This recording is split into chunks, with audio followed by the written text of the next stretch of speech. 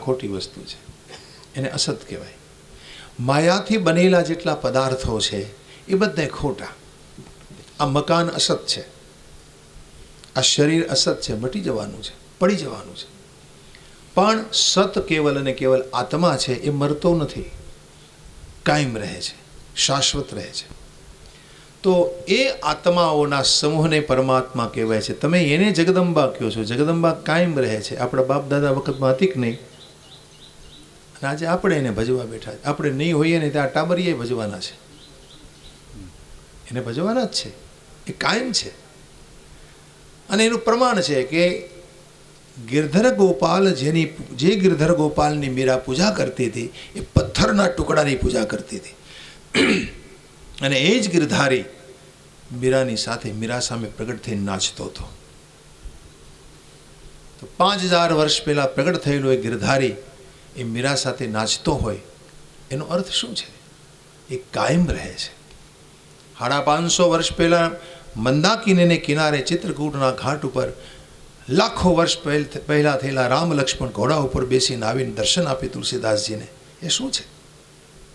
ભગવાન કાયમ રહે છે। એ કાયમ રહે એવા છે। એ ગમે ત્યારે પ્રગટ થાય છે અને અંતર ધ્યાન થાય છે। તો પરમાત્મ તત્વ છે, નિત્ય છે, કાયમ છે, એને સત કહેવાય। એનો ક્યાંય અભાવ નથી। જો ભગવાન નથી ને એવું કોઈ દી બોલવું નહીં, અથવા તો ભગવાન હતા એવું નહીં બોલવાનું। એ હતા નહીં, છે, એટ પ્રેઝન્ટ, વર્તમાનમાં છે, એનો અભાવ નથી। તો એ ઈશ્વર તત્વને સમજવું આને સત કહેવાય। પછી ચિદ, ચિદ એટલે જ્ઞાન। એને અનુભવવા માટે જ્ઞાન જોઈએ। એ જ્ઞાન સ્વરૂપ છે, પરમાત્મા જ્ઞાન સ્વરૂપ છે। દેખીએ ભાગવતમાં જે વ્યાખ્યા આપી છે, ઈશ્વરની વ્યાખ્યા આપી છે, બિલકુલ બિન સાંપ્રદાયિક વ્યાખ્યા આપી છે। હું તમને કહું, ભાગવતમાં પૃથુ રાજાનું ચરિત્ર આવે, પૃથુ રાજાની કથા આવે શ્રીમદ ભાગવતમાં 4થા સ્કંદમાં। એમાં પૃથુ રાજા બોલ્યા છે કે हमारे परिवारजनों ने, हमारे पूर्वजों ने ईश्वर को माना है। પોતાની પ્રજાજનોને ઉપદેશ કરે છે कि हमारे पूर्वजों ने, हमारे पूर्वज में ध्रुव जी हुए, परिवत हुए, मनु महाराज हुए, सबने ईश्वर को माना है और इसलिए मैं भी ईश्वर को मानता हूँ। આવું બોલે છે પૃથુ રાજા। ગૌરવ કરવું જોઈએ કે અમારા પૂર્વજોએ ભગવાનને માન્યા છે, અમારી પરંપરા છે, और मैं भी भगवान को मानता हूँ। लेकिन मेरे लिए भगवान कौन है? तो कहा ज्ञान की पराकाष्ठा को मैं भगवान कहता हूँ, ज्ञान की पराकाष्ठा को मैं ईश्वर मानता हूँ। કોણ છે ઈશ્વર? એમ ન કીધું કૃષ્ણને હું ઈશ્વર માનું છું, કે માતાજીને હું ઈશ્વર માનું છું, કે આવી વાત ન કરી। જ્ઞાનની પરાકાષ્ઠાને હું ભગવાન માનું છું। જ્યાં અથાહ જ્ઞાન છે, અથાહ જ્ઞાન છે, જ્યાં અથાહ જ્ઞાનનો અનુભવ છે, એ મારા માટે ઈશ્વર છે। આવું પૃથુ બોલ્યા છે શ્રીમદ ભાગવતજીના 4થા સ્કંદમાં। બિલકુલ બિન સાંપ્રદાયિક વ્યાખ્યા જેને કહેવાય, જ્યાં કોઈ સંપ્રદાયની વાત જ નહીં। એ તો વૈષ્ણવ આવીને એમ કહે કે કૃષ્ણ અમારા ઈષ્ટ છે, રામ ઉપાસક એમ કહે કે રામ हमारा इष्ट है, माताजीना भगत एम कहे माताजी ने मानिए छे। लेकिन पृथु ने कहा कि ये सब ज्ञान में समाविष्ट हो जाते हैं। कृष्ण भी ज्ञान से जाने जाते हैं, माँ भी ज्ञान से जानी जाती है, और राम भी ज्ञान से ही जाने जाते हैं। ज्ञान एनु साचू स्वरूप है। और त्रीजो आनंद। आनंद, आनंद है ए ईश्वरનું સ્વરૂપ છે। देखो, તમને કલ્પના છે કે તમારા હૃદયમાં આનંદ રૂપે બેઠા છે, બેઠા છે, પણ એ આનંદ તમને મળે છે? નથી મળતો। એ આનંદ સુષુપ્ત છે। वस्तु तो आनंद के रूप में है, वो आपके हृदय में है, सत के रूप में है, ज्ञान के रूप में है, आनंद के रूप में है। लेकिन ये आनंद गुप्त है। उस आनंद को प्रकट करना पड़ता है, और वही आनंद को प्रकट करने की रीत है कथा। कथा सुनने से वो सुषुप्त आनंद प्रकट होता है। साधना करने से, नाम जप करने से, सेवा करने से वो आनंद का प्रागट्य होता है। घણા લોકો કહેતા હોય કથા પૂરી થાય ને પછી બોલે આજે આનંદ બહુ આવ્યો હો। હું એને પૂછું ક્યાંથી આવ્યો? ક્યાંથી આવ્યો? બહાર से आया? બહાર આનંદ है ही नहीं। आनंद आप स्वयं है। તમારા પોતાના હૃદયમાં જ આનંદ છે। તમારા પોતાના હૃદયમાં જ સુખ છે, તમારા પોતાના હૃદયમાં શાંતિ છે. રામચરિત માનસ એનું પ્રમાણ આપે, સુનિએ. સો સુખ ધામ રામ રસના, સો સુખ ધામ રામ રસના, અખિલ લોક દાયક વિશ્રામ, અખિલ લોક દાયક વિશ્રામ, જો આનંદ સિંધુ સુખ રાશિ, જો આનંદ સિંધુ સુખ રાશિ, શ્રી કરતે ત્રૈલોક સુપાસી, શ્રી કરતે ત્રૈલોક સુપાસી, સો સુખ ધામ રામ રસના, સો સુખ ધામ રામ રસના.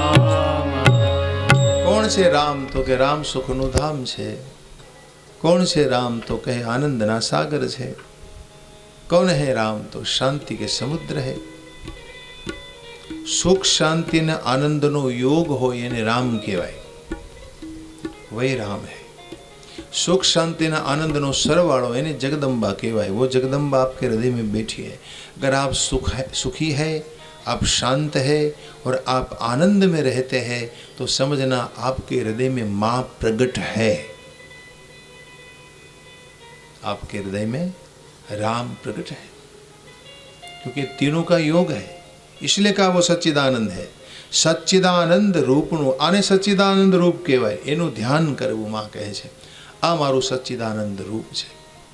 અને મેં કહેલું, જો આપને યાદ હોય તો, કે સુખરૂપ છો તમે, શાંતિરૂપ છો, આનંદરૂપ છો, પણ એ સુખ શાંતિ આનંદ મળે છે, તમને અનુભવ થાય છે, તમે એનું રૂપ છો ખરેખર, અને હૃદયમાં એ છે.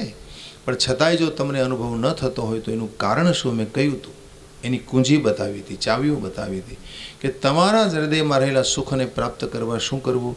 તો કે બહુ વિશેષ કંઈ માથાકૂટની જરૂર નથી. એક જ કામ કરવાનું. શું? તમારા કર્મને શુદ્ધ રાખો.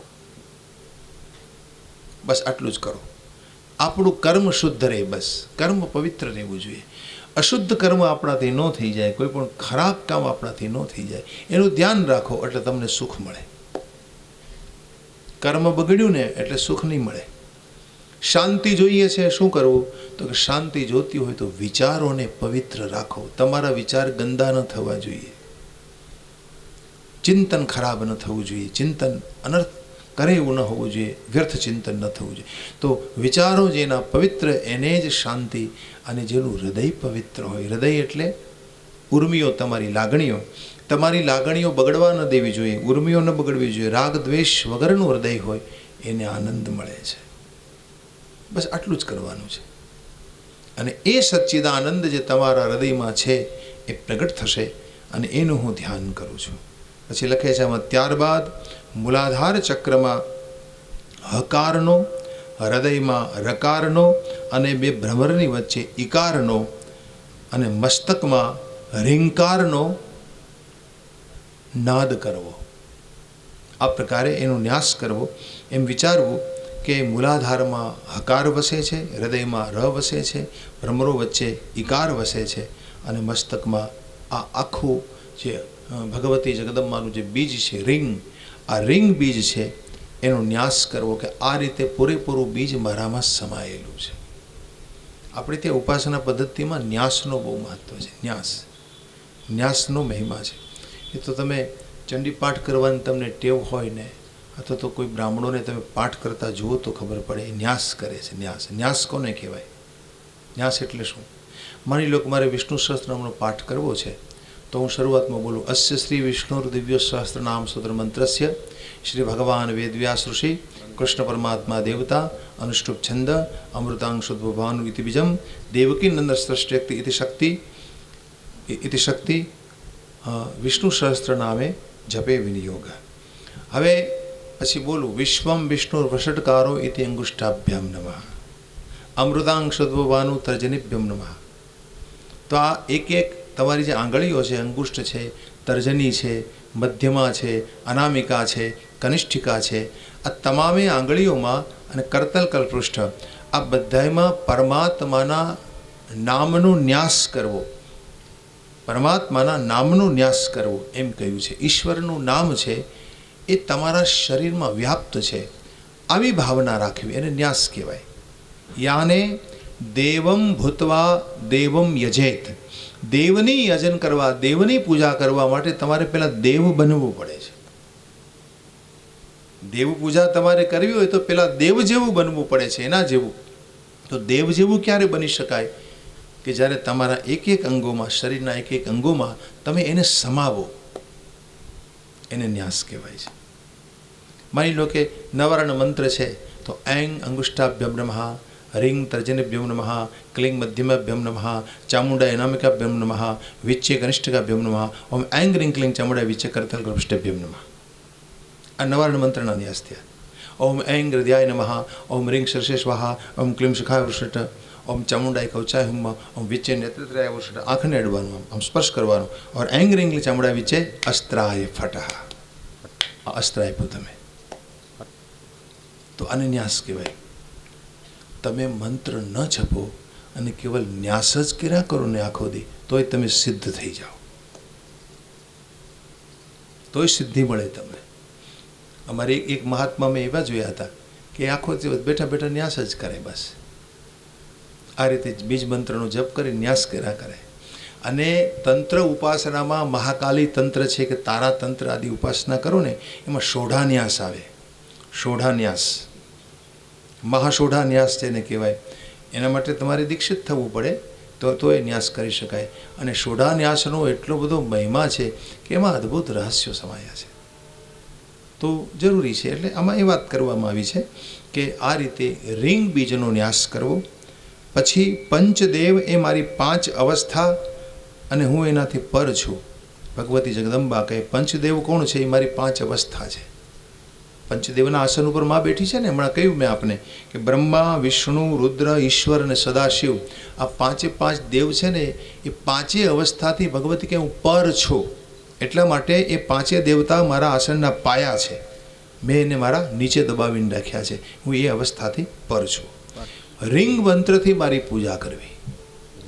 ભગવતી કહે છે રિંગ, રિંગ બોલવું, ring ring એંગ ring cling Chamunda વિશે 3 બીજોનો મહિમા તમને મેં બતાવ્યો છે વારંવાર. અને હંમેશા માની ઉપાસનામાં 3 બીજ મંત્રનો જપ કરવો જ જોઈએ. પછી એંગને વાઘ બીજ કહેવાય, વાઘ બીજ. રિંગ માયા બીજ છે, ક્લિંગ કામરાજ બીજ છે. એ રીતે પૂજા કરવી. જે દેવો મારા આસનરૂપ બન્યા છે, આ 5 દેવતાઓ, વેદ પારાયણ પુરાણ વડે મને પ્રસન્ન કરવી. મા જગદંબાએ કહ્યું કે મારી પૂજા કર્યા પછી પુરાણનો પાઠ કરવો, દેવી ભાગવતનો વેદ પાઠ કરવો, વેદ પારાયણ કરવું, અને આ રીતે મને પ્રસન્ન કરવી. તમે બદ્રીનાથ દર્શન કરવા જાઓ ને, ત્યારે સવારમાં ત્યાં વહેલી પૂજા થાય. જો લાભ લીધો હોય તો બહુ વહેલી પૂજા થાય. 4:30 થી 5ની વચ્ચે વિષ્ણુ સહસ્ત્ર નામનો પાઠની કેસેટ તમને સંભળાવવામાં લાગે. તમે ક્યાંક આજુબાજુમાં હોટલમાં ઉતર્યા હો, તમને સંભળાય છે વિશ્વમ વિષ્ણુર્વષટકારો ભૂત ભવ્ય ભવત પ્રભો ભૂતગ્રત ભૂત ભૃતભાવો ભૂતાત્મા ભૂતભાવન ભૂતાત્મા પરમાત્મા ચ મુક્તાનાં પરમં ગતિ અવ્યય પુરુષ સાક્ષી ક્ષેત્રજ્ઞોક્ષર એવ ચ. શુભલક્ષ્મીની કેસેટ વાગતી હોય, એણે ગાયેલું બોલેલું વિષ્ણુ સહસ્ત્રનામ, તો એ પાઠ તમને સંભળાય. પછી 5 વાગે મંદિરના દ્વાર ખુલે અને સવારની જે મહાપૂજા હોય અગાઉથી તમારે લખાવવી પડે. એનો જે ચાર્જ થતો હોય લેતા હશે પૂજારી. પછી એ મહાપૂજામાં તમે ભાગ લો, તમે બેસો અને તમે એની પૂજા જે થતી હોય આખી તમારી નજર સામે નિહાળો. ભગવાન બદ્રીનાથની જે મૂર્તિ છે એ તપોમય મૂર્તિ છે. તપ કરી રહેલા નારાયણની મૂર્તિ આદિ શંકરાચાર્યને ત્યાં વહેતી અલકનંદામાંથી પ્રાપ્ત થઈ છે. અલકનંદા છે એ જે જોરદાર પ્રવાહ સાથે બાજુમાં વહે છે, અને બાજુમાં તપ્ત કુંડ છે. ઉપર ચડો તપેલા કુંડમાં સીધા ડૂબકી મારો એટલે ગરમ પાણી જ છે. ગરમ પાણીમાં સીધા ડૂબકી મારી સ્નાન કરીને બહાર આવો તમે અને સીધા તમે મંદિરમાં જઈ શકો. એ અલકનંદામાંથી આજથી 800-900 વર્ષ પહેલાં ભગવાન શંકરાચાર્ય આદિશંકર થયા, એમને મૂર્તિ પ્રાપ્ત થયેલી. ભગવાન નારાયણ જે અવસ્થામાં તપ કરતા હતા એ જ રીતે એ જ અવસ્થામાં એ મૂર્તિ છે.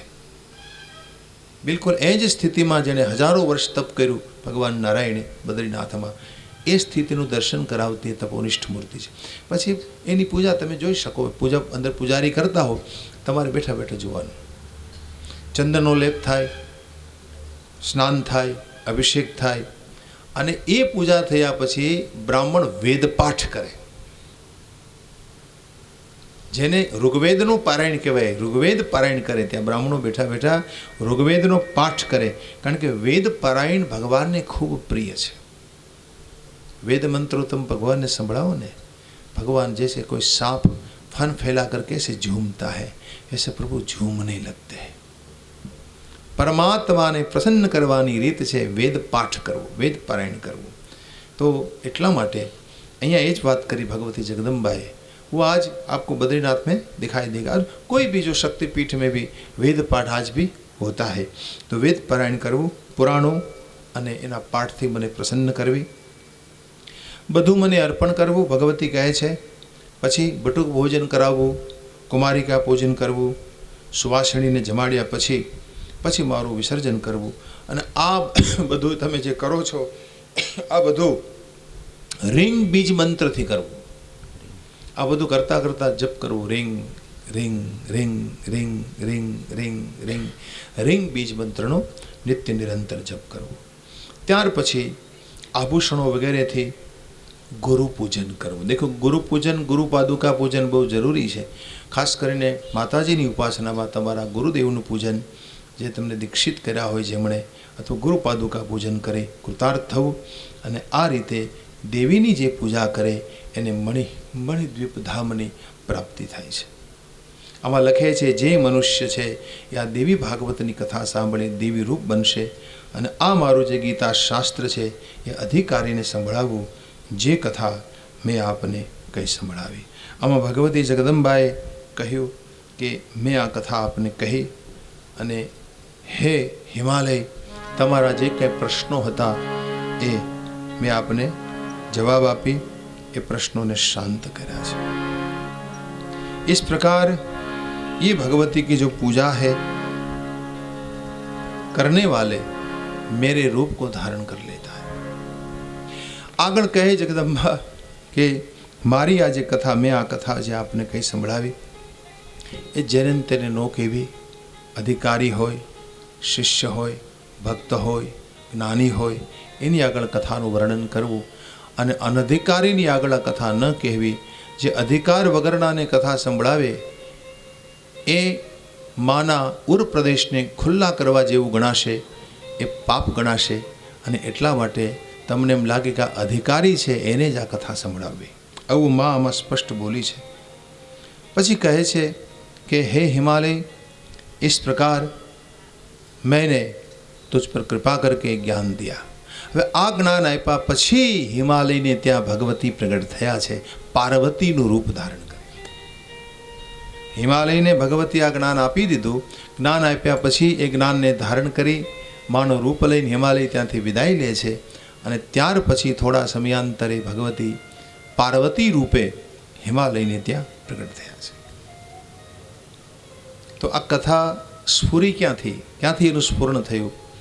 તો જન્મેજયે પૂછ્યું હતું કે ગૌરી અને લક્ષ્મી આ બંને ભગવતી ભુવનેશ્વરીએ આ બે શક્તિઓ આપી હતી વિષ્ણુ અને ભગવાન શિવને. તો પછી એને બીજો જન્મ શું કામ લીધો? ગૌરીએ તો સતી તરીકે જન્મ લીધો, પછી પાર્વતી તરીકે જન્મી. એ પ્રશ્નના જવાબમાં આ આખી કથા પ્રગટ થઈ.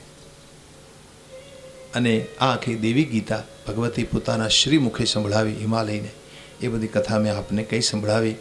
એ ભગવતી ત્યાર પછી ગૌરી એ પાર્વતી રૂપે હિમાલયને ત્યાં, અને લક્ષ્મીજી સમુદ્ર મંથનની જ્યારે વાત આવે છે ભાગવતમાં, સમુદ્ર મંથન કરાવ્યું ભગવાને. એ વખતે સમુદ્રમાંથી લક્ષ્મીજી તરીકે ફરી બહાર આવ્યા અને વિષ્ણુને પાછા વર્યા. તો જે આગળની કથા સાંભળી હોય ને આપણને યાદ હોવી જોઈએ, તો અનુસંધાન મળે, તો એનો સંદર્ભ આપણે લેવો પડે, એનું અનુસંધાન મેળવવું પડે. તો કારણ કે કથા છે ને એ પ્રવાહ છે, પ્રવાહ પછી તૂટવો ન જોઈએ.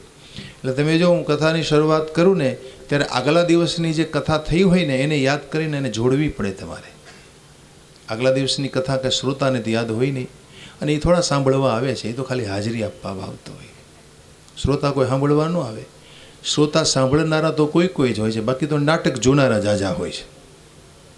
કેવું નાટક ચાલે છે, શું કોઈ ધૂણે છે, શું કાંઈ કોઈ બોલ્યું, શું કાંઈ જવાબ મળ્યો, આદિ બસ આવી શંકા કુશંકાઓને આવા મનમાં પ્રશ્નો લઈને કથા સાંભળવા આવતા હોય છે.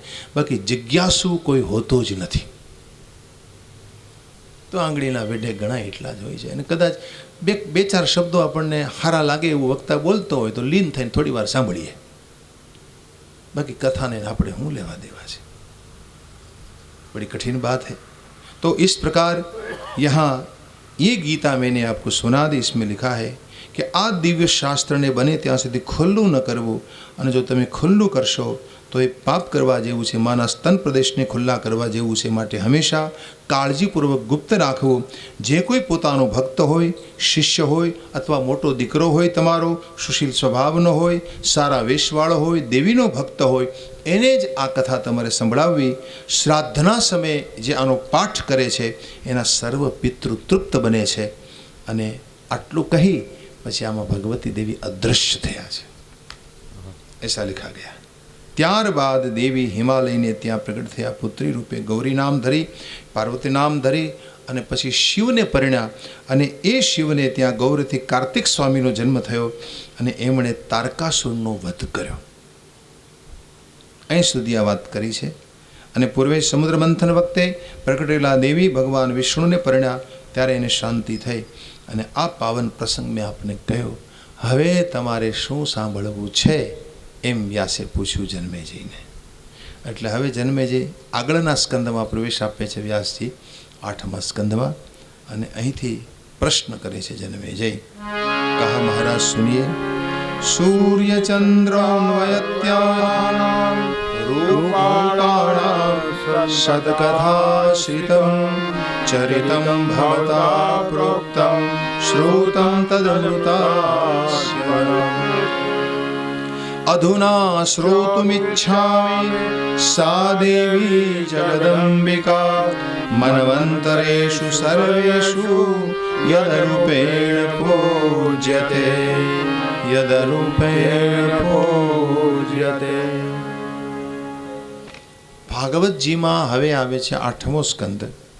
8મ સ્કંદમાં મનુઓની કથા છે. સાથે સાથે થોડું ખગોળ ભૂગોળ પણ છે. ખગોળ ભૂગોળનું વર્ણન છે અહીંયા. ક્યાં દ્વીપમાં ભગવતીની ક્યાં મંત્રથી ઉપાસના થાય છે, અને અગાઉના સમયમાં ક્યાં મનુ મહારાજે ક્યાં રાજાઓએ ભગવતીની ઉપાસના કરી એનો થોડો આમાં ઉલ્લેખ છે. જગદંબા સર્વ મનવંતરોમાં અલગ અલગ સ્વરૂપે પ્રગટ થયા અને પૂજાય છે. દરેક મનવંતરમાં જે સ્વરૂપે જે પૂજાય છે, જે સ્થાનમાં જે કર્મથી જે બીજ મંત્ર જપવાથી એ ફળ આપે છે, એ મને કહો. આવું અમે જન્મેજય બોલ્યા. और प्रश्न का जवाब दिया व्यास ने. कયું વ્યાસજીએ કે પૂર્વના સમયમાં આવો જ પ્રશ્ન નારદજીએ નારાયણને પૂછેલો હતો, અને નારાયણ અને નારદનો સંવાદ હું આપને કહેવા જઈ રહ્યો છું. નારાયણે જે જવાબ આપ્યો નારદજીને એ કથા હું આપને કહીશ. વ્યાસજી કહે, સુનો રાજન, તમે તો દેવીના ભગવતી જગદંબાના પરમ આરાધક છો. नारद जी पण परम आराधक छे. एक बार नारद जी नारायण के पास गए और नारायण को पूछा कि हे परमात्मन, आ जगत शू छे? जगत कोनाथी उत्पन्न थयो, कोने आधारे आव्यो, कोनाथी नाश पामे छे? अने मने ए जणावो कि कोनी पूजा अने कोना जपथी हृदय कमल में प्रकाश थाय, ए मने कहो. આવું પૂછ્યું નારદજીએ. અને હંમેશા નિયમ છે કે તમે સારો પ્રશ્ન કરો, તમે પરિપ્રશ્નને સેવ્યા, ગીતાનો ન્યાય છે આ, પરિપ્રશ્નને સેવ્યા. તમે પ્રશ્ન કરો તો તમને જવાબ મળે ને પ્રશ્ન ન કરો તો જવાબ ક્યાંથી મળે? તો પ્રશ્ન થયો, અને એ મારા ને તમારા માટે પ્રશ્ન થયો कि जेथी આપણને अपनी साधना में बल મળે. और इस प्रकार प्रश्न होने से नारायण ने कहा, देखो पूर्व में स्वयंभू मनु नामना एक प्रथम मनु थे. शृणु देवर्षिर्वर्त्यात् जगतस्त्वमुत्तमम् येन ज्ञातेन मर्त्यो हि जायते जगद्भ्रमे. मनु स्वयंभुवस्याद्य पद्मपुत्रः प्रतापवान् शतरूपापति श्रीमान् सर्वमन्वन्तराधिपः. પૂર્વના સમયમાં જ્યારે જગતનું સર્જન ભગવતી જગદંબાએ કર્યું ત્યારે આરંભમાં પહેલા મનુ સ્વયંભૂ મનુ કહેવાય. દેખો, મનુનો એક અર્થ થાય સૂર્ય. સૂર્યને પણ મનુ કહેવાય છે. અને તમને ખબર હોવી જોઈએ કે સૂર્ય છે એનો જ વંશ આ સંસારમાં ચાલે છે. મનુવંશ એટલે સૂર્યવંશ, બે જ વંશ ચાલે, સૂર્યવંશ અને ચંદ્રવંશ. કાં તો તમે સૂર્યવંશી છો અથવા તમે ચંદ્રવંશી છો. તો મનુ એટલે સૂર્ય, અને એ સૂર્યને પણ અમુક વર્ષો સુધી જ રહેવાનું હોય, પછી એના ઠેકાણે બીજા સૂર્ય આવી જાય. એ મનુ ક્યાં સુધી રહે? 71 ચોકડી યુગ સુધી રહે. 71 ચોકડી યુગ પૂરા થાય એટલે એ મનુ નાશ પામે, બદલી જાય, એના ઠેકાણે બીજા મનુ આવે. આપણું વિજ્ઞાન પણ આજે એમ કહે છે કે આ સૂર્ય જે તપી રહ્યા છે ને એ સૂર્યનો નાશ થઈ જવાનું, એના ઠેકાણે બીજા સૂર્ય આવશે. સાયન્સ પણ આ વાતને માને છે. સૂર્ય ભગવાને આ જગતને પકડી રાખ્યું છે. સૂર્યને કારણે મને તમને એના આકર્ષણને કારણે જગત ચાલે છે. સૂર્યથી આ જગત ચાલી રહ્યું છે. જગત સ્રષ્ટા ભગવાન સૂર્ય છે. અને આવા એક નહીં, 12 આદિત્યો છે. આપણા શાસ્ત્રોમાં 12 સૂર્યોની ઉપાસના થાય છે. આપણે બધા સૂર્ય પૂજક છીએ. સૂર્ય આદિ બ્રહ્મ છે. આપણે ત્યાં પંચબ્રહ્મ છે. કોણ કોણ?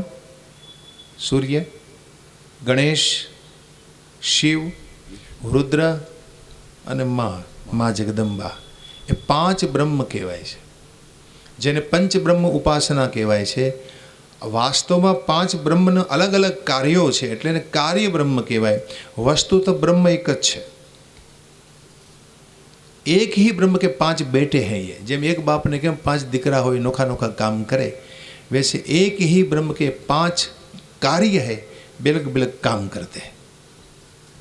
लेकिन हम 5 को मानते हैं. તમારા ઘરમાં 5 બિરાજતા હોવા જોઈએ. રોજ સૂર્ય ઉપાસના કરો. ગણેશ પણ જોઈએ, વિષ્ણુ પણ જોઈએ, શિવ પણ જોઈએ ને, અને મા પણ જોઈએ. તો પંચબ્રહ્મ ઉપાસના છે. એ આપણી વૈદિક પદ્ધતિ છે. ભગવાન શંકરાચાર્યે આ પદ્ધતિને ખાસ કરીને આપણી જે વૈદિક પૂજા છે એના ઉપર ભાર મૂક્યો છે. તો પૂર્વે મનુ મહારાજ પંચબ્રહ્મ ઉપાસના તો કરતા, પણ સાથે દેવીની વિશેષ આરાધના કરતા, અને દેવીના વર દ્વારા જ એણે જગતની સૃષ્ટિ કરી.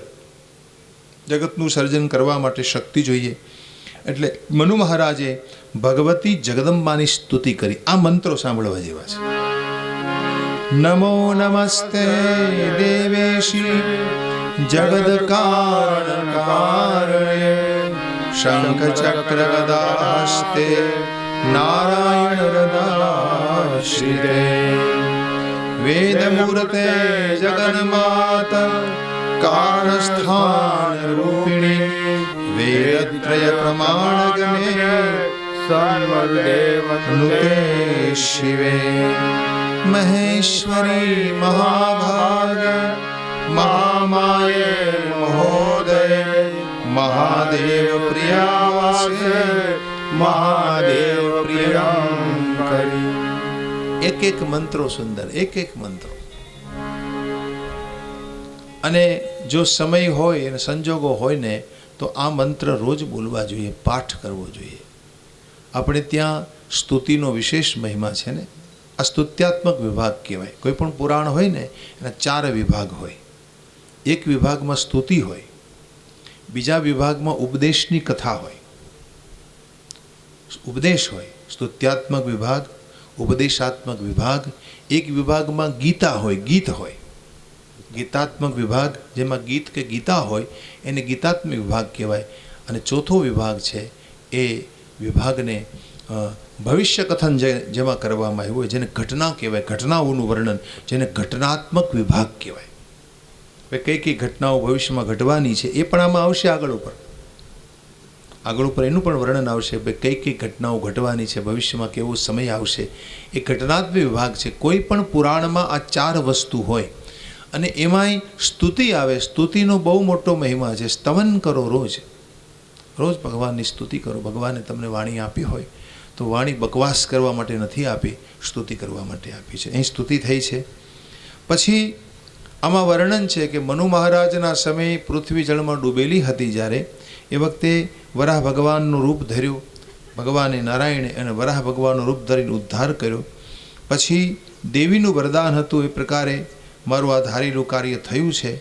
અને મનુ મહારાજે માન્યું કે આ રીતે આદિપુરુષ ભગવાન વિષ્ણુ વરાહ બનીને મને મદદ કરી.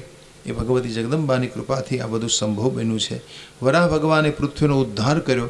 અને વરાહ પ્રાગટ્ય પછી બધા મુનિઓએ, આમાં લખે છે કે બ્રહ્માદિ મુનિઓએ સ્તુતિ કરી. ત્યારબાદ વરાહે હિરણાક્ષનો વધ કર્યો અને પૃથ્વીને બ્રહ્મણ કક્ષામાં સ્થિર કરીને સ્થાપી અને એ પૃથ્વીનું શાસન મનુજીને સોંપ્યું. એ વર્ણન આમાં આપ્યું છે. આ બધુંય માની શક્તિના આધારે બન્યું છે. ભ્રમણ કક્ષામાં પૃથ્વીને સ્થાપિત કરી અને પછી મનુના વંશનું આમાં વર્ણન કરવામાં આવ્યું છે. મનુના વંશમાં 2 પુત્રો ખાસ થયા, પ્રિવત અને ઉત્તાનપાદ. જો આ કથા ભાગવતમાં પણ છે, કારણ કે વંશાનું ચરિત્ર તો સમાન જ હોય ને, સરખું જ હોય છે. સૂર્યવંશમાં તમે ભાગવત ખોલો તો એ વાત આવે, દેવી ભાગવતમાં આવે, અથવા અન્ય કોઈ પુરાણોમાં જે વંશ વિસ્તારની વાત આવે તો આ કથા એમાં હોય જ. તો પ્રિવત અને ઉત્તાનપાદ 3 પુત્રીઓ થઈ મનુ મહારાજને. આકુતિ, દેવહૂતિ અને પ્રસૂતિ, આ 3 કન્યા છે. હવે પ્રિવત અને ઉત્તાનપાદની આમાં વાત કરીને આકુતિ દ્વારા, આકુતિને ત્યાં રુચિ ઋષિને સોંપેલા, એને ત્યાં યજ્ઞ ભગવાન થયા. દેવહૂતિ કરદમને આપ્યા, એને ત્યાં કપિલદેવજી થયા. 9 કન્યાઓ થઈ. અને જે પ્રસૂતિ છે દક્ષને આપી. આમાં એનું બધું વર્ણન આપ્યું છે થોડુંક. તો જે ભાગવતમાં છે એ જ કથા આમાં છે. પછી મનુના પુત્રોએ વ્યવહારને સિદ્ધિ કરવા માટે, દરેક પ્રાણીઓને સુખ પ્રાપ્ત થાય એટલા માટે દ્વીપ, ખંડો અને સમુદ્રની વ્યવસ્થા કરી. કારણ કે જગતનું સર્જન થયું હતું તો પછી જે વ્યવસ્થાનું કાર્ય જેને સોંપ્યું હોય એની વ્યવસ્થા કરવી પડે ને. માની લો કે કોઈ નગર યોજના હોય તો નવી નગર યોજના તમે કરો, એમાં બધાને સુખ મળે એવી રીતે બનાવવું પડે ને, આખું નગર રચવું પડે ને, કે કઈ વ્યવસ્થા ક્યાં કરવી. એ નગર રચનાકાર હોય, સિટી એન્જિનિયર હોય, એને ખબર હોય બધી. તો આ પ્રકારે એના બધા એ સમયના સિટી એન્જિનિયરોએ આ જગતને કેમ બનાવવું, કેમ રચવું એનું પ્લાનિંગ કર્યું અને આ પ્રકારે વ્યવસ્થિત રૂપમાં સર્જન કરવામાં આવ્યું. એ સર્જન કથામાં આપી છે. હવે આમાં પ્રિવતનું હમણાં સ્મરણ કર્યું. મનુજીના પ્રિવત થયા. પ્રિવતની કથા ભાગવતમાં 5મ સ્કંધમાં આવે છે. પ્રિવતને વિશે એવું કહેવાય છે કે પ્રિવતની પાસે અનેક પ્રકારની સિદ્ધિઓ હતી, પણ છતાંય પ્રિવત હંમેશા ભગવાનને ભજનારા મહાપુરુષોના પાછળ પાછળ ચાલતા હતા. આવા મહાન ભક્ત હતા પ્રિવત. નારદજીના શિષ્ય હતા, ભગવત ભક્ત હતા. એ પ્રિવતનું થોડું ચરિત્ર આમાં કહેવામાં આવ્યું છે. પ્રિવત પોતાના પિતાની સેવામાં રહેતા હતા, ધર્મ તત્પર હતા અને પછી ગુરુ સેવામાં લાગેલા. આવો ઉલ્લેખ આમાં કર્યો છે. સુનિએ. મનો સ્વયંભુવસ્યાસિત જ્યેષ્ઠ પુત્ર પ્રિયવત પિતુ સેવા પરો નિત્યમ સત્ય ધર્મ પરાયણમ પ્રજાપતેર દુહિતરમ સુરૂપામ વિશ્વકર્મણ બર્હિષ્મતે ચોપયે મે સમાના શીલ કર્મભિ. પિતાની સેવામાં રહે પ્રિવત, ધર્મ તત્પર રહે છે પ્રિવત. આનો અર્થ એ છે કે બે આપણને આવા મહાન પુરુષો શીખવાડે છે કે મા બાપની સેવા કરો. આમ કહ્યું, શીખવ્યું આપણને કે ભગવાને તમને માવતર દીધા હોય ને તો એની સેવા જરૂર કરો, મા બાપની. અને જેને માતા પિતાની સેવા કરવાનો મોકો નથી મળતો ને એ અભાગીઓ છે, એ અભાગી કહેવાય છે. તો આ મહાપુરુષોએ સેવા કરી છે, ધર્મ તત્પર રહ્યા, પોતાના ધર્મનું પાલન કર્યું. હવે એ પ્રિયવતને ત્યાં આમાં લખે છે 10 પુત્રો થયા એને વિવાહ કર્યા પછી. એમાં મોટા આગ્નિદ્ર છે. આગ્નિદ્ર, ઇદ્મજીહ્વ, યજ્ઞબાહુ, મહાવીર, આવા બધા નામ છે આમાં. અને એક કન્યા એને થયેલી, એનું નામ હતું ઉર્જસ્વતી. પ્રિયવતને આમાં લખે છે બીજી પત્ની, એમાં ઉત્તમ, તામસ અને રેવત નામના 3 પુત્રો થયા, જે મન્વંતરોના ભાગવતની જ આ બધી કથા છે, જે ભાગવતમાં છે, પણ થોડા અલગ શ્લોક છે. ભાગવતના શ્લોકો જુદા છે અને અહીંયા પણ અલગ પ્રકારના થોડા શ્લોકો આપ્યા છે. પછી આમાં એક વાત લખી છે કે પ્રિયવત મહાન તેજસ્વી હતા. શું કર્યું એણે? દિવસ રાતનો ક્રમ છે, એટલે રાત્રિ થાય એ એને ગમ્યું નહીં. એણે વિચાર્યું કાયમને માટે મારા રાજ્યમાં અજવાળું રહેવું જોઈએ, અંધારું ન થવું જોઈએ. એટલે આમાં લખે છે કે પ્રિયવતે અંધકારને અટકાવવા માટે પુરુષાર્થ કર્યો. પોતાના રથમાં બેસીને પ્રિયવતે આ ભૂમંડળને મેરુ પર્વતની આજુબાજુ 7 પરિક્રમા કરી, એવું આમાં વર્ણન છે. 7 પરિક્રમા. રથના પૈડાની ધાર હતી, એની પરિક્રમાને કારણે સમુદ્ર બન્યા, અને 2 સમુદ્ર વચ્ચેનો જે ઊંચો ભાગ હતો, રથની વચ્ચે જે ગડેરાનો ભાગ હોય, એ દ્વીપ બન્યા છે, એને દ્વીપ કહેવાયા છે. આવું આમાં લખવામાં આવ્યું છે. હવે એ દ્વીપ કેટલા થયા? તો 7 દ્વીપ: જંબુ, ફ્લક્ષ, શાલમલી, કુશ, ક્રોંચ, શાક અને પુષ્કર. આ 7 દ્વીપની રચના થઈ. પછી સમુદ્રોની આમાં રચના આપી છે. સમુદ્ર કેટલા? તો કે ખારા પાણીનો સમુદ્ર, શેરડીના રસનો સમુદ્ર, દારૂ જેવા પાણીનો સમુદ્ર, ઘી જેવા પાણીનો સમુદ્ર, દૂધ જેવા પાણીના સમુદ્ર, દહીં જેવા પાણીનો સમુદ્ર અને શુદ્ધ જળનો સમુદ્ર. તો આવું વર્ણન છે આમાં બધું. આ વર્ણન સાંભળીને આજે વિજ્ઞાન યુગમાં રહેનારા લોકોની બુદ્ધિમાં વાત ઉતરે નહીં, ઉતરે. સંશોધનનો પણ વિષય છે. અને એક બીજી વાત તમને કરું કે વ્યાસ ભગવાને લખ્યું છે તો ખોટું તો હોય નહીં. મારો વ્યાસ છે એ એમને લખતો નથી. કારણ તમને કહું કે જેવું બ્રહ્માંડમાં છે એવું જ આ શરીરમાં છે. જે બ્રહ્માંડનું વર્ણન છે ને એવું જ બધું શરીરમાં છે, જેને યથા પિંડે તથા બ્રહ્માંડે કહેવાય. યથા પિંડે, જેવું તમારા પિંડમાં એવું જ આ બ્રહ્માંડમાં છે. હિમાલયની કંદરામાં બેઠેલો, ગુફામાં બેઠેલો યોગી પુરુષ પોતે પોતાને ઓળખે અને સંસારમાં ક્યાં ખૂણે ક્યાં ઠેકાણે શું થઈ રહ્યું છે એને ખબર પડે છે. આ આખું જે બ્રહ્માંડ છે એ શરીરનું પ્રતીક છે. જેવું તમારું શરીર છે ને એવું જ બ્રહ્માંડ છે. આ 7 સમુદ્ર એ તમારા શરીરમાં રહેલી 7 ધાતુ છે. આ બધું વર્ણન એટલા માટે કરવામાં આવ્યું છે. તમારા શરીરમાં રહેલી 7 ધાતુ છે એ 7 સમુદ્ર છે. અસ્થિનો જે ભાગ છે ને એ દ્વીપ છે. તમારા શરીરમાં હાડકા છે ને જેટલા અસ્થિ, એ અસ્થિ સમૂહને દ્વીપ કહેવામાં આવે છે. એ દ્વીપ છે. એટલે આ ભાવથી આ બધું વર્ણન આપ્યું છે આમાં. પછી આમાં ભૂમંડળનું વર્ણન આગળ કર્યું છે. પ્રિયવતના દીકરા અગ્નિદ્ર, અગ્નિદ્રને 7 પુત્રો થયા. એ 7 દ્વીપના બધા રાજા બન્યા. અને ઉર્જસ્વતી કન્યા હતી એ શુક્રાચાર્યને આપી, અને એના દ્વારા દેવયાની નામની દીકરી થઈ. એ દેવયાની યયાતિ રાજા સાથે પરણેલી. એના દ્વારા એને 2 પુત્રો થયા હતા, યદુ અને પુરુ. એ યદુવંશમાં કૃષ્ણ ભગવાન પધાર્યા છે. એ કથા ભાગવતમાં વિસ્તારથી છે. હવે આપણો જે ખંડ છે ને જંબુદ્વીપ છે. તમે સંકલ્પ હવારમાં ગુરુ બાપા કરાવે ને સાંભળજો. જંબુદ્વીપે ભરતખંડે દેશે ગોદાવરી દક્ષિણેતરે શાલિવાહન શાખે સંકલ્પ કરાવે. પણ આપણને કંઈ સંસ્કૃતનું જ્ઞાન ન હોય ને સમજાય નહીં કંઈ, અને સમજાય તોય કંઈ આપણે ધ્યાન ન આપીએ શું બોલે છે. સાચું ખોટું જે બોલતા હોય એ જાણે કે આપણે શું. પણ હકીકતે યજમાન અને બ્રાહ્મણે સમજપૂર્વક કામ કરવું જોઈએ. યજમાનને પણ જ્ઞાન હોવું જોઈએ. તમે જેટલું જ્ઞાનપૂર્વક કામ કરો, સમજપૂર્વક કર્મકાંડ કરો, એટલું તમને વિશેષ ફળ મળે. સમજીને કરો. ન સમજાય તો પૂછો, ગુરુ બાપા આ વિધિ તમે શું કામ કરાવો છો? રોજ કળશ પૂજન કરાવે. કળશ પૂજન શું કામ કરાવો છો? પૂછજો એને, પૂછજો, જવાબ આપશે. તમારા ગુરુદાદા કોઈ પણ હોય, પછી એ હોય કે હું હોઉં અથવા તો અન્ય કોઈ પણ એને પૂછો કે ભાઈ આ શું કામ તમે વિધિ કરાવો છો, એ અમને સમજાવો. અને આ દરેક વિધિની પાછળ તાત્વિક દર્શન છે. બહુ સુંદર ભાવ છે. જંબુદ્વીપથી લઈને દરેક ખંડોનો વિસ્તાર આમાં આપ્યો છે. પર્વતો, એનું વર્ણન, અને એ પર્વતો ઉપર બિરાજતા દેવીનો મહિમા છે. દેખીએ, આ દેવી પૃથ્વી ઉપર છે, આટલા રૂપ ધરીને રહે છે.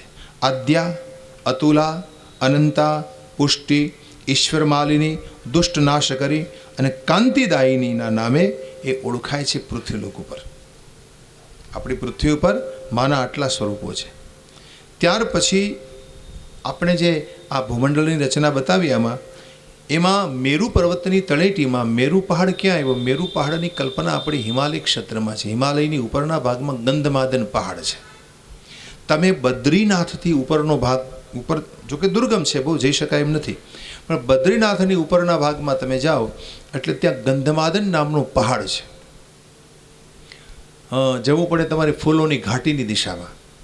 તમે બદ્રીનાથ ઉપર જાઓ ને એટલે બદ્રીનાથ આવે ને એ પહેલાં એક જમણી બાજુ રસ્તો છે હેમકુંડ બાજુ, જ્યાં શીખોનું ધામ છે. શીખ ત્યાં બહુ જતા હોય છે. હેમકુંડ બાજુનો રસ્તો, એટલે એ હેમકુંડ બાજુ આગળ જાઓ તમે એટલે એ જગ્યા આવી જાય. ત્યાં ગુરુદ્વારા છે, જ્યાં ગુરુ નાનક દેવે ભજન કરેલું, અને શીખ ધર્મ માટે સારું સ્થાન ગણાય છે, ઉત્તમ. તો ત્યાંથી ઉપર જાઓ તમે એટલે ફૂલોની ઘાટી આવે. એ ફૂલોની ઘાટીમાં રહેલું ફૂલ તરતું ગંગા નદીમાં આગળ આવતા હરિદ્વાર ક્ષેત્રમાં આગળ જતા દ્રૌપદીને હાથમાં આવેલું. અને દ્રૌપદી આ પુષ્પને જોઈને ભીમને કીધું કે ભીમ, ये फूल मुझे चाहिए, आप ला कर दीजिए. ये पुष्प कितना सुगंधित है, न जाने कहाँ से आया, ये पुष्प मुझे चाहिए.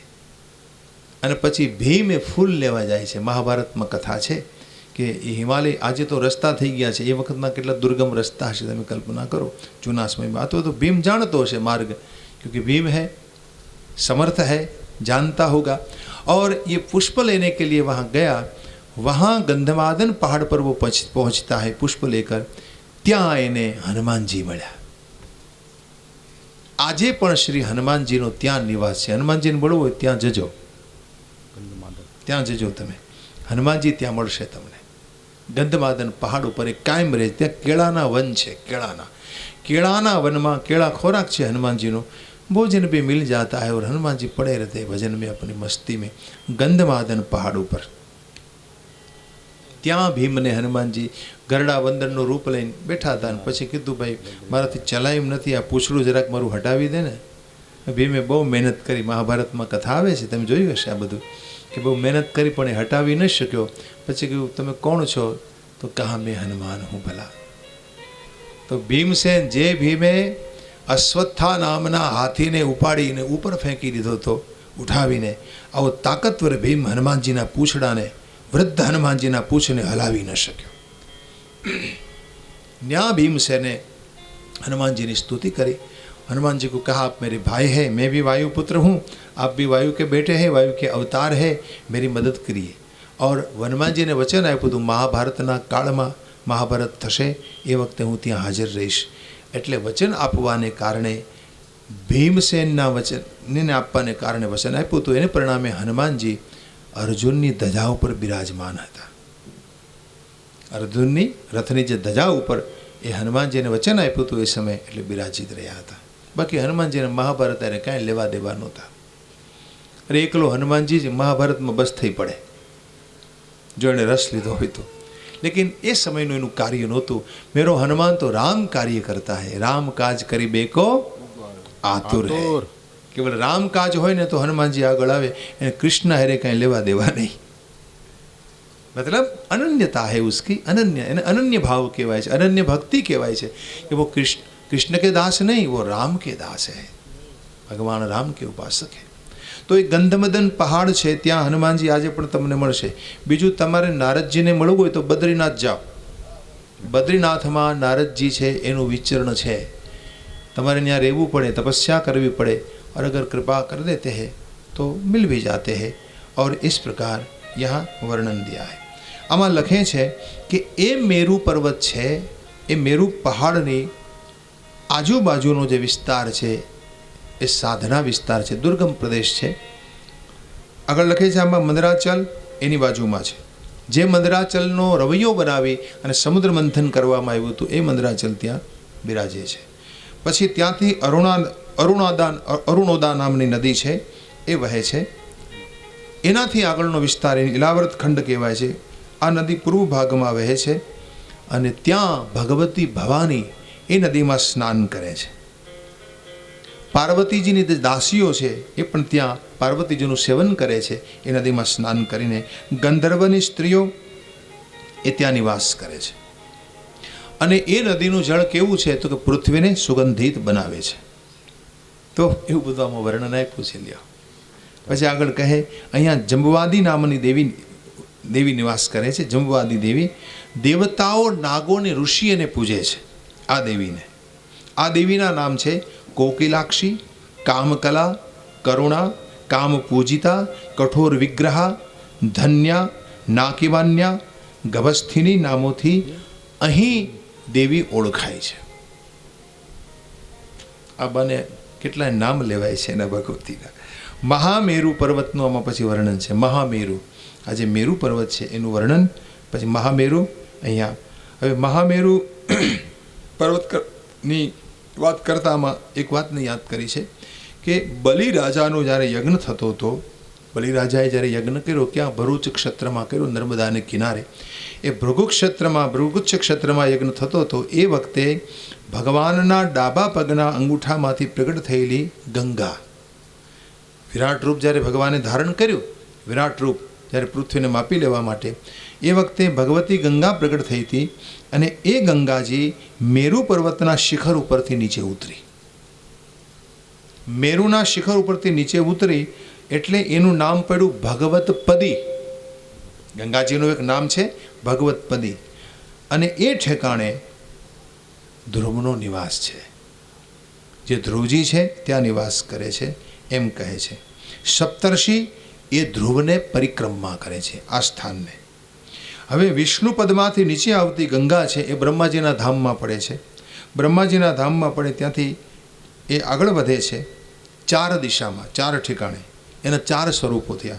સીતા, અલકનંદા, ચક્ષુ અને ભદ્રા નામથી આ 4 પ્રવાહો ગંગાના છે એ વિખ્યાત થયા છે. એ 4 પ્રવાહો પછી એ આગળ ઉપર ભેગા મળી અને ભાગીરથી તરીકે પ્રસિદ્ધ થયા છે. દેખીએ આમાં વર્ણન છે ભારત દેશ છે ને આપણો એ માતૃપ્રધાન ધર્મ દેશ છે અને બાકીના જે ભારતને છોડીને બીજા ખંડ છે એ પત્ની પ્રધાન ભોગ દેશ છે. ભારતને છોડીને બીજા દેશ છે ને ત્યાં કેવલ અને કેવલ ભોગ સિવાય કંઈ નથી. એ ભોગ પ્રધાન છે, પત્ની પ્રધાન છે. ભારત દેશ માતૃપ્રધાન ધર્મ દેશ છે. આપણે આપણા દેશને માં કહીએ છીએ. ભારત માતા, માં ભારતી તરીકે આપણા દેશને ઓળખવામાં આવે છે. भारत देश कर्म प्रधान देश है. आ कर्म क्षेत्र है. सुनिए श्लोक में सुनिए. तत्रापि भारतं वर्ष कर्म क्षेत्रं मुशन्ति अन्यानि चाष्टवर्षाणि भौम स्वर्ग प्रदानि च स्वर्गिणां पुण्यशेषस्य भोगस्थानानि नारद पुरुषाणां चायुतार्युर् अष्टांगान् देव सन्निभा. ભારત દેશ કર્મ દેશ છે, કર્મ ક્ષેત્ર. એટલે અહીંયા મારે તમારે કર્મના પોટલા બાંધવામાં ધ્યાન રાખવું પડે છે. ભારતને છોડીને વિદેશ છે ને એ ભોગ દે, ત્યાં તમને ભોગ પ્રાપ્તિ થાય છે. ત્યાં કર્મ પ્રધાન નથી, અહીંયા કર્મ પ્રધાન છે. તમે ખરાબ કર્મ કર્યો એટલે મરાયા, तो ये कर्म का भोग आपको करना पड़ता है. बाकीना जे 8 खंड है एने पुण्य भोग स्थान कहेवाय छे. भारत ने छोड़ीने ए पुण्य भोग, तमे जे पुण्य करो छो एने भोगवा माटे तमने त्यां स्थान मळे छे. ए पुण्य भोग स्थान है. पछी इलावर्त खंडनुं वर्णन है. आ खंडमां भगवान रुद्र पोतानी स्त्री साथे वसे छे अने एमां कोई प्रवेश करी शकतुं नथी. भगवान रुद्र पार्वती साथे त्या निवास करे छे, त्या कोई प्रवेश करे. अने पार्वतीना श्रापथी कोई पुरुष त्या जाए तो स्त्री बनी जाए छे. आ कथा में ईलानी कथा पेला दिवसे करी थी, माध्यमनी त्यारे वात करी थी. ए आ खंड छे, एनुं नाम छे इलावर्त खंड. अहीं रुद्रदेव शंकर्षण मुनिनुं स्मरण करे छे. रुद्र भगवान અહીં સ્મરણ કરે છે શંકર્ષણ મુનિનું. એ વાત કરી પછી આગળ ઉપર કહે છે કે હરિવર્ષ ખંડ આવે. હરિવર્ષ ખંડમાં ઉપાસ્ય દેવ છે નૃસિંહ ભગવાન, અને નૃસિંહ ભગવાનનો ત્યાં નિવાસ છે. અને પ્રહલાદજી ઓમ નમો ભગવતે નારસિંહાય નમસ્તે તેજ આવિર્ભવ વજ્રદ્રષ્ટ વજ્રનખ કર્માશય આનંદે નિંદે તમોગ્રસ ઓમ સ્વાહા આ મંત્રથી ઉપાસના કરે છે. દેખીએ આ જે મંત્ર છે ભાગવતમાં પણ છે. અને આ મંત્રનો જપ કરતાં કરતાં શ્રીધર સ્વામીને નરસિંહ ભગવાનનું દર્શન થયું હતું. આપણે ત્યાં શંકરાચાર્ય પરંપરામાં શ્રીધર સ્વામી થયા. એ શ્રીધર સ્વામી છે ને એ નરસિંહ ભગવાનના પરમ ઉપાસક હતા. શ્રીમદ ભાગવત ઉપર એણે ઘણા વર્ષો અધ્યયન કર્યું અને એણે ટીકા લખી છે. એનું નામ છે શ્રીધરી ટીકા. ભાગવતજી ઉપર તો પછી બધાએ ટીકા લખી, પહેલી વહેલી ટીકા જ એણે લખી શ્રીધરી ટીકા. તો એમણે ભાગવતનું બહુ ચિંતન કર્યું હતું. પોતે સંસ્કૃત પાઠશાળાના કુલપતિ હતા, મહાન વિદ્વાન પુરુષ હતા, પણ એણે એનું અધ્યાપન કાર્ય છોડી, એનું કુલપતિપણું છોડી અને કેવલ ભાગવતની ઉપાસનામાં એણે પોતાનું આખું જીવન સમર્પિત કરી દીધું હતું. એ શ્રીધર સ્વામી. આવકનું કોઈ સાધન નહોતું અને એ વખતે ભાગવત કથાઓ ઓછી. આજે બધી પૈસાની ભરમાર છે તો લોકો ભાગવત કથાઓ કરે છે, પણ આજથી 25 વર્ષ પહેલાં ક્યાં ભાગવત થતા?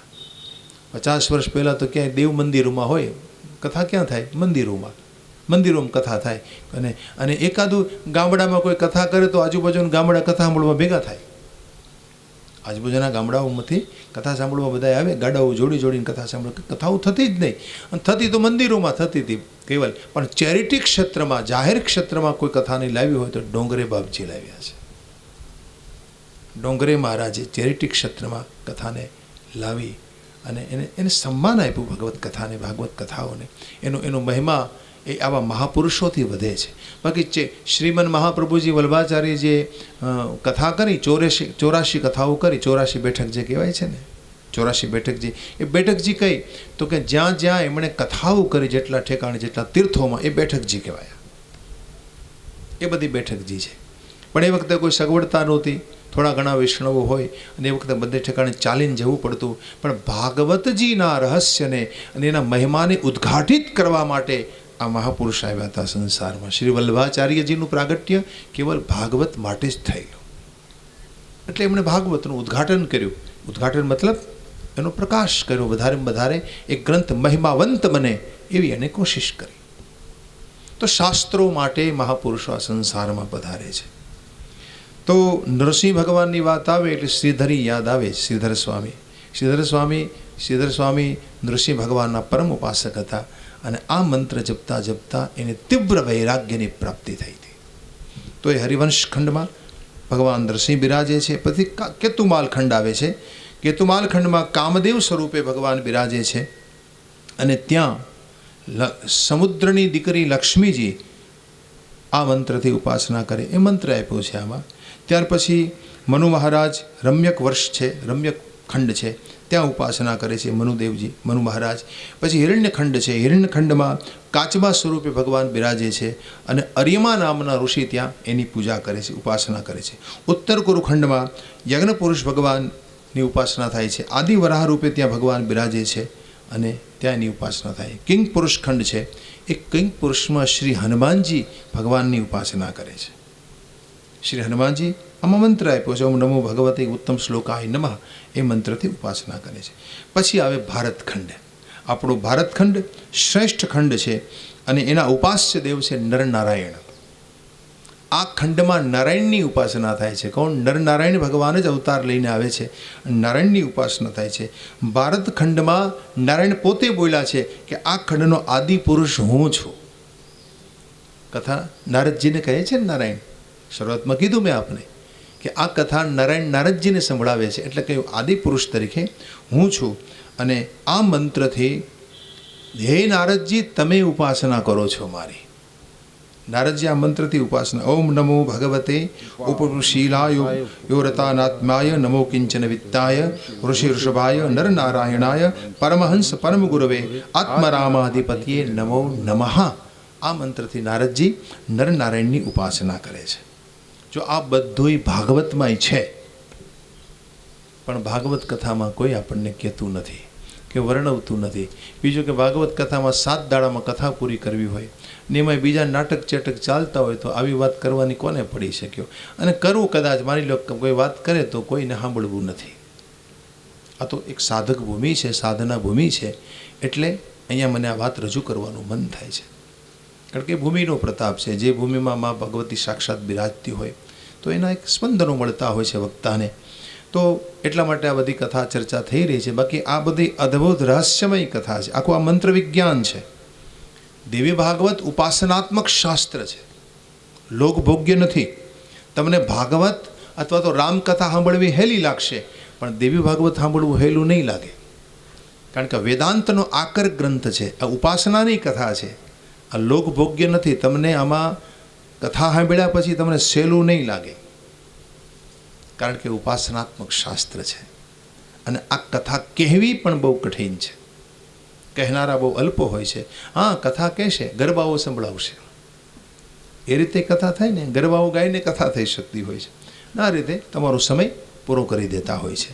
તો આ રીતે પછી અન્ય દ્વીપોનું વર્ણન છે. પછી લોકાલોક પર્વતનું વર્ણન છે. લોકાલોક પર્વતમાં અહીં બધી સિદ્ધિઓ નિવાસ કરે છે. અણિમા, લઘિમા, મહિમા, પ્રાપ્તિ, પ્રાકામ્ય, ઈશિત્વ, વશિત્વ અને કામ વસાયિતા મુખ્ય 8 સિદ્ધિ કહેવાય. આ અષ્ટ સિદ્ધિ આપણે કહીએ, અષ્ટ સિદ્ધિ નવનિધિ કે દાતા અસબર દીન જાનકી માતા. આપણે કહીએ ને કે જાનકી જે શ્રી હનુમાનજીને वरदान આપ્યું, જાઓ तुम्हें 8 સિદ્ધિ मिल जाएगी. ये अष्ट सिद्धि क्या है? ये अष्ट सिद्धि भगवान की दासी है. આ 8 સિદ્ધિઓ અહીંયા વસે છે. કઈ? તો કે અણિમા એટલે અણુ જેવડું થઈ જવું, અણિમા લઘિમાં નાનું રૂપ લેવું, મહિમા મોટું રૂપ ધારણ કરવું, અતિ લઘુ રૂપ ધરેવું હનુમાના. કહ્યું ને, बैठे नगर सुमेरी भगवान, मंदिर मंदिर प्रति करे सौदा, देखे जहत अगणित जोद्धा, गयु दशानन मंदिर माही. तो सुंदरकांड. तो इस प्रकार પછી મહિમા એટલે મોટું રૂપ ધારણ કરવું. પ્રાપ્તિ, તમારા મનમાં જે ઈચ્છા થાય તમને પ્રાપ્ત થઈ જાય. પછી પ્રાકામ્ય, બીજાની ઈચ્છા તમે પૂર્ણ કરી શકો.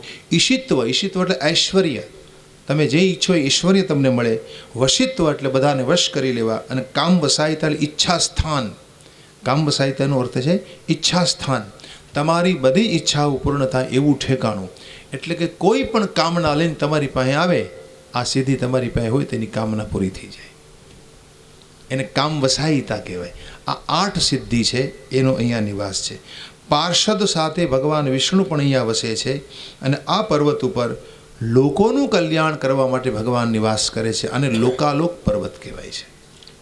ત્યાર પછી આગળ કહે છે, ભગવાન સૂર્યની પણ બહુ સરસ વાત કરી છે આમાં, કે સૂર્યના કિરણો છે એ અહીંથી જુદા પડે છે.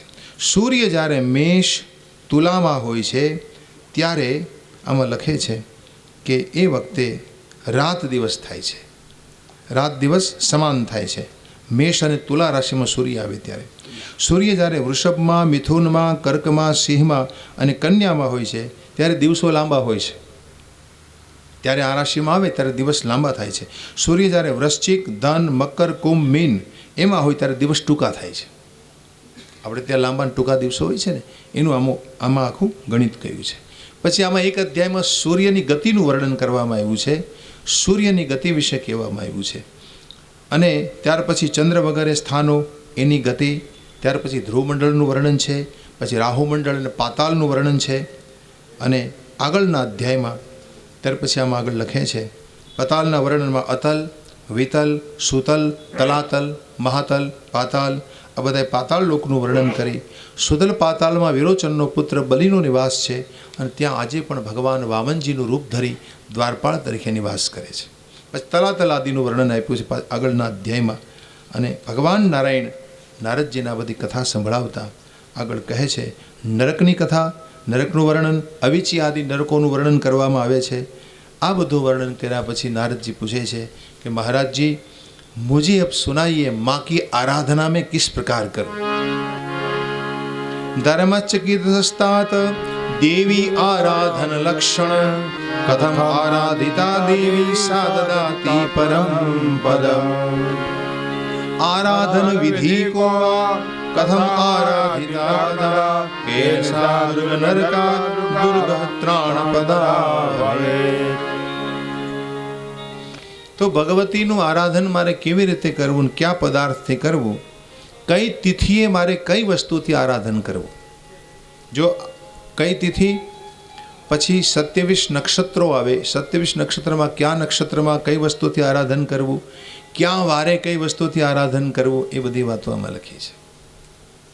ક્યાં વારે, માની લો કે રવિવારે શેનાથી, સોમવારે કઈ વસ્તુથી, મંગળવારે કઈ વસ્તુથી, તો અહીં પહેલાં તિથિથી શરૂઆત કરી છે। નારાયણે કહ્યું કે એકમને દિવસે ભગવતીની પૂજા ઘીથી કરો, એકમના દિવસે।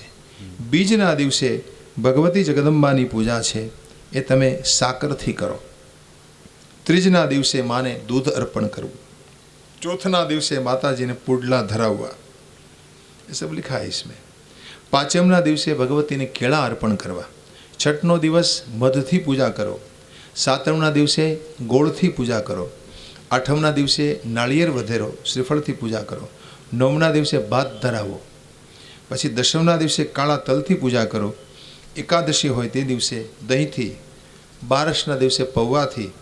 તેરસના દિવસે ચણાથી અને 14ના દિવસે સાથવો ધરાવવો। સાથવો ખબર છે ને? નહીં? પોંખ હોય ને, પોંખ, પોંખ એટલે ખબર છે ને? લીલા ઘઉં, પોંખની પેલી ઘઉં વાવ્યા હોય ને એની ડુંડીઓ હોય, એની પહેલાં અમે ડુંડીઓ બહુ ચડાવતા।